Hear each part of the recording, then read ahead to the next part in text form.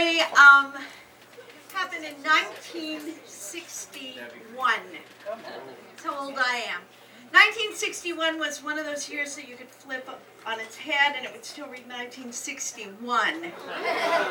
And it was the year that my status in my family flipped on its head, and I went at 11 years old from being the baby of the family to being a big sister. My mom and dad had decided to adopt a baby all year long. They'd been filling out forms and doing home visits and signing legal papers. Finally, the adoption went through. We were adopting a little baby from Seoul, Korea. And we were going to take delivery on our new baby, on my new baby sister, December 17th, 1961 at San Francisco International Airport. I was getting a baby sister for Christmas. Pretty cool. But it was also kind of anxiety producing because I had gotten Christmas babies before. And it had never worked out. My first Christmas baby was Raggedy Ann when I was 4 years old. We lived in Riverton, Wyoming. I loved Raggedy Ann. I took her with me everywhere. And one day I took her outside after a Chinook wind had blown in and melted all the snow. But then I had to go in for lunch, and then I had to stay in for my nap. And while I was taking my nap, another blizzard came, and Raggedy Ann was buried under like 3 feet of snow by the time I woke up. And by the time the thaw happened, there she was all sodden and gray. I don't know, I looked at her and it was just never the same between Raggedy Ann and me. I let her sink to the bottom of my toy chest, and that's kind of where she stayed. Well, the next Christmas, I got a doll that was called a Ginny doll. Now, Ginny doll was made to look like a real little girl. She had little school clothes, little black patent leather Mary Jane shoes, real little girl hair that you braided. Well, it came braided. And of course, the first thing I wanted to do was comb her real little girl hair. So I took out her braids, and all of a sudden her hair went sproing, and the little comb and brush set that she came with just would not handle that hair. I couldn't get it back in the braids, so I thought, well, maybe a trim. So I got my mom's scissors, and by the time I was finished with Ginny, she was hideous.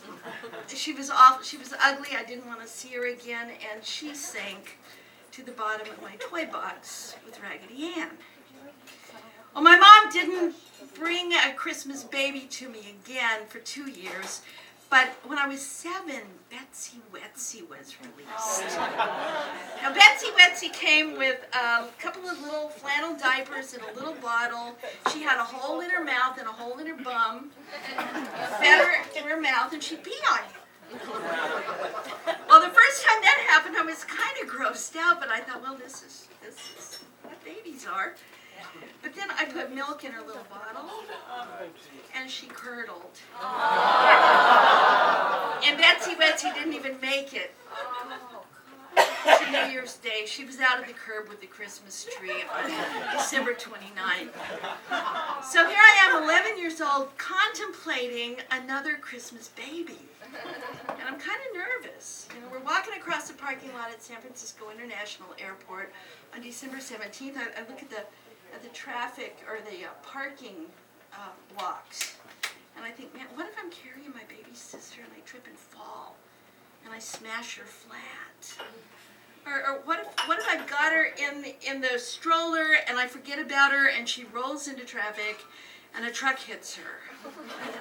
Or what if I blow it? Maybe I'm not going to be a very good big sister. I don't know. Well, we went to a waiting room there at San Francisco International Airport. It was about the size of this room right here. It was full of, I'd say, maybe 80 other people. There were going to be 40 babies coming in from Seoul, Korea, from this one particular orphanage on this day. And all these prospective parents were there. I was by far the shortest person in the room. And I'm standing there, it's standing room only. I'm standing there looking at earlobes and shoulder pads and nostrils. And we're waiting interminably until finally a door in the corner opens and out steps a man with a clipboard. And he reads some stuff to the grown-ups that I didn't understand or pay attention to. But then a nurse came out from the back. The babies had been in quarantine. They were being checked over. A nurse came out from the back, and she was carrying a little white bundle. She handed the guy with the clipboard a card. He read out a name, and a woman behind me said, "Oh, that's us." And this lady, she walked up and she received that baby in her arms, and she looked like a pro.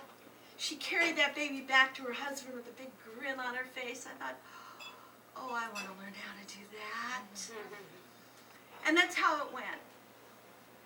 A nurse would come out from the back with a little white bundle. The guy would call a name. Somebody would come and claim their baby. And then all of a sudden, I heard him say, "Hicks!" And I don't know what came over me. I just felt my legs start to move. I plowed through all those big, tall grown-ups. I said, "That's my sister!" And I held my arms out, and to this day, all these years later, I can still feel the weight of that little 10-pound, 6-month-old baby girl coming into my elbow. Solid, anchored. I looked down at her. Oh, God, she was ugly. She was just coming off of chicken pox. She was all scabbed. Her hair was plastered to her head. She had jaundice. She stunk. I thought, this kid is going to pee on me.